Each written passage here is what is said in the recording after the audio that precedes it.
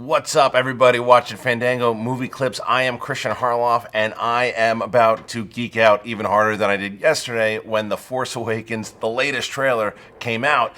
I'm going to do a little breakdown of maybe some things that we missed, or maybe some things that the hardcore Star Wars fans picked up right away, and we want to figure out what exactly is going on. A little speculation, a little analysis of the trailer, if you will.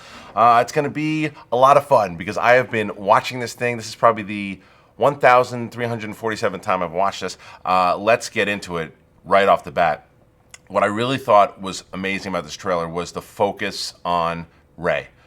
Right away, you know that she's the rumors of her being a scavenger, and here she is in the Super Star Destroyer. And it's just, you see the right there, by the way, that shot of her as she's about to enter, and there's that staff. That staff is becoming almost like a character in the movie. You see, is that there are rumors that is it Darth Plagueis' staff? If you don't know who Darth Plagueis is, go back and watch Revenge of the Sith. Palpatine explains it pretty thoroughly. But the shot of her in the Super Star Destroyer here, just the massive, how big this particular ship was, and her being all by herself, alone, that shot. And then we now have, by the way, confirmation that Maz Kanata, the character played by Lupita Nyong'o, says, "Who are you?" And she says, "I'm nobody," which I don't believe is true. I think she's Luke Skywalker's daughter. More on that later. So yeah, she's in the Star Destroyer. She's walking. Then there's that shot of her just walking with BB-8 alone, and it's very reminiscent to Luke in Episode 4, by herself on this planet. And then she looks up and sees this ship, and it's like, I think that this is JJ's way subtly of telling us, this is her story. This is Luke. This is the protagonist of the story. Some thought maybe it was Boyega or Finn, but this is absolutely Daisy Ridley Rey's story. She looks up, the little crack, the smile, and the Lucasfilm logo plays in. What a brilliant way to start the trailer. And then there's that shot of this figure. We've seen it in the international trailers when it first came out, and he's overlooking it. This is the new Palpatine, we think, and I think that this is Snoke. I really think this is Andy Serkis' character. We haven't seen a full close-up shot. I know some people maybe thought that it was Donald Gleason's character, but Hux. But I see Phasma in the back. I believe Hux is with her. But it's that's between him and Luke. We haven't seen anything from these two, so I can't wait till we finally see him. Now here's Boyega. Here's Finn. I thought the most interesting line was the fact that he was. Since he was younger, he was born to do this, and now he has nothing to fight for. That makes so much more sense now, how he's able to hold the lightsaber, and like it almost reminded me of like the Jean-Claude Van Damme movie Universal Soldier. That's right, I made a Universal Soldier reference with Star Wars, and I think that he is trained like this warrior that is set off into motion. He's almost like as what C-3PO and R2-D2 did to start the events of the Star Wars trilogy that we know and love. This, I think, is what Finn's purpose is going to be. He is the one that's going to, I think, snap Rey into motion, because you see him overlooking Jakku there, and he sees the village of where we're going to see Rey. Then you go, here's our new Darth Vader. Kylo Ren watching this beam. They see this beam in the background, and we're assuming that this is going to be this new super weapon that we're hearing of, the planet that has been changed into a super weapon. And then the voiceover, the creepy voice of Adam Driver talking about how he's going to finish what Vader started.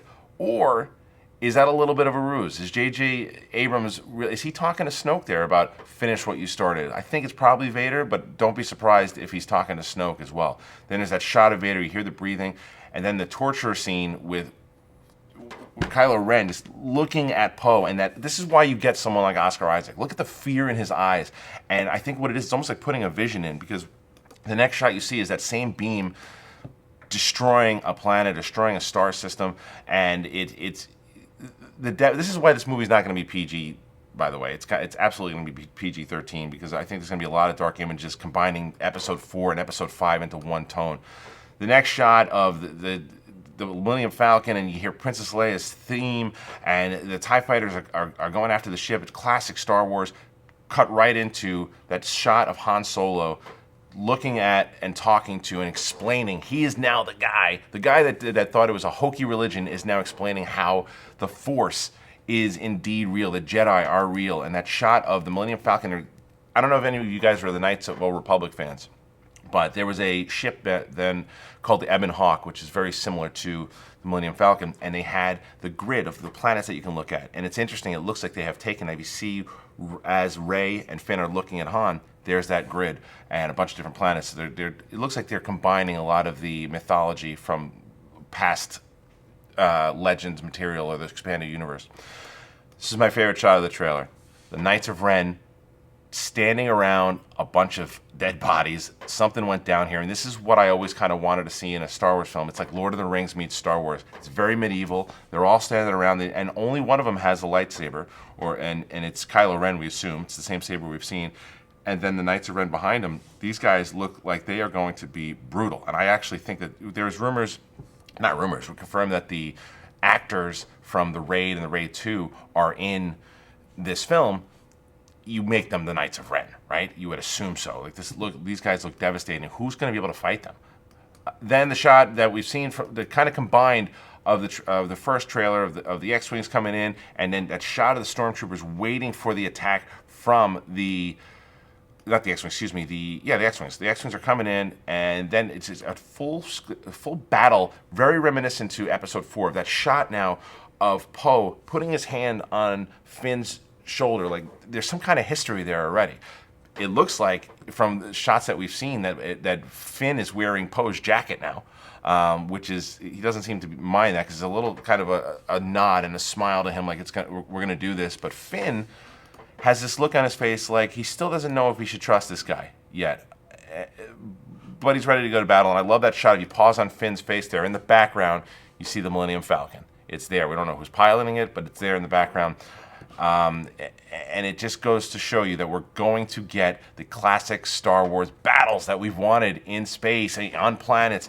This is what you're able to do now in 2015 with the special effects and with the budget, and not over CGIing it, but making it look like we're back in the Star Wars universe. Okay, this is the shot. Now, some people may or may not have noticed this, but when Han is walking through this temple or whatever this might be here, and this red droid and Finn looks to the right, look up to the top here, and it's almost shaded. That is a Mandalorian flag.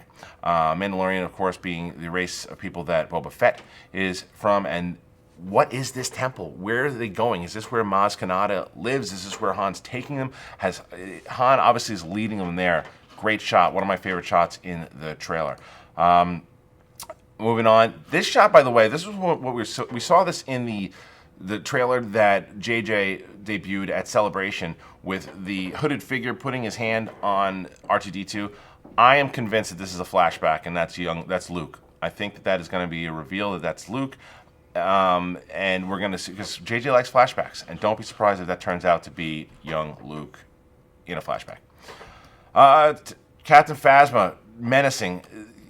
Just the way that she carries herself, that walking, you want to see who she is going to, who has the higher rank. Is it her? Is it Kylo Ren? Because directly after she's walking through with that confidence, you have Kylo Ren throwing down the hammer with the cross saber, and then the next shot is Daisy Ridley, Rey, crying. If you pause that shot, and on the right-hand side, there looks to be a little fur popping up, and almost like the ammo clip of Chewbacca. Now, I don't necessarily think that means Chewbacca's going to die, but I do think that that's Chewbacca laying there, and because someone said, well, what about the skin there? That's her hand. I think that Chewbacca gets hit, and it's in the ice planet. It seems to be that same battle about what we're about to see here. And this shot of Han and Chewie standing next to each other, looks like they've been rescued by somebody, and because they have their hands up, and it kind of reminds you of Return of the Jedi, when it looks like they're captured, and then Chewie shows up and rescues them. It looks like we're going to have a moment like that here. Could be Rey that saves him, could be Poe. It looks like that's the same big battle that we saw on the not the ice planet, but a different planet. Now we cut to the ice planet here, and look at this. This is that big ridge that all the TIE fighters are hovering over, and the X-Wings are going after them. What we assume is, from what we saw on that poster, that this is the converted weapon. This is going to be phenomenal when they explain how they converted a planet into a weapon. That's how you one up the Death Star. We can't do a third Death Star, and we can't do just another bigger weapon. Now, if someone says they converted a planet into a weapon, okay, I'm on board here. And what if it's Hoth? It could be Hoth. 30 years later would make a lot of sense. And I think what you get from all these shots of the stormtroopers, and then even that shot of Rey firing back, this is finally, it almost goes back to what Gareth Edwards was saying when he was talking about Rogue One. The movie's called Star Wars. The last couple of clips in this trailer makes you feel this is a war. Star Wars, the stormtrooper getting shot in the shoulder by an X-Wing, Kylo Ren causing havoc with that shot that we saw from the Celebration trailer, and then just more explosions. Now the shot here of Princess Leia and Han, I don't think they are together anymore. I think that this is this is one thing that Leia had. The one thing Han was able to do with Leia was that bring out that vulnerability. You see it there because she's going to be, whether it's Queen or high up in the command, something happens there again. They reunite, but I don't think they're together. We'll see. Now the last shot of the trailer.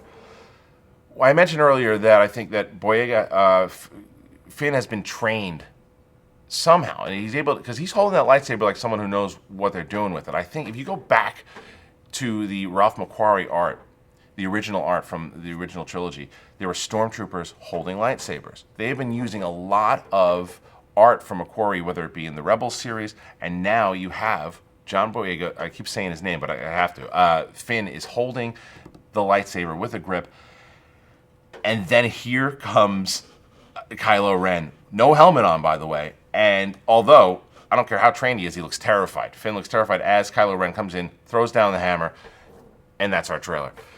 Now, in that shot as well, you also have this, as far as embracing the Force, knowing that the Force is calling to you. This goes with the entire theme of The Force Awakens. I still believe that Maz Kanata is narrating the entire trailer. We haven't seen her character yet. We might have seen her in the poster. That'll be confirmed later on. But there's so many little things that were picked up in this trailer that told the story without having to spoil the story. That's my breakdown right now. Those are the things that I was able to find while looking at the trailer. Very curious what you guys saw. Comment below and let me know, are there things that I missed? Are there things that you think will happen? I actually really like the fact that Luke wasn't in it. I think it is this movie's going to be the search for Luke. How do you guys feel about it? Do you wish you would have seen a little of him? Are you okay with not seeing him? Tell me some of your theories and your speculations in the comments below. And make sure, if you haven't already, subscribe to this channel. This is the place you find your movie trailers. Do it. Thank you very much. I'm going to go watch this trailer again.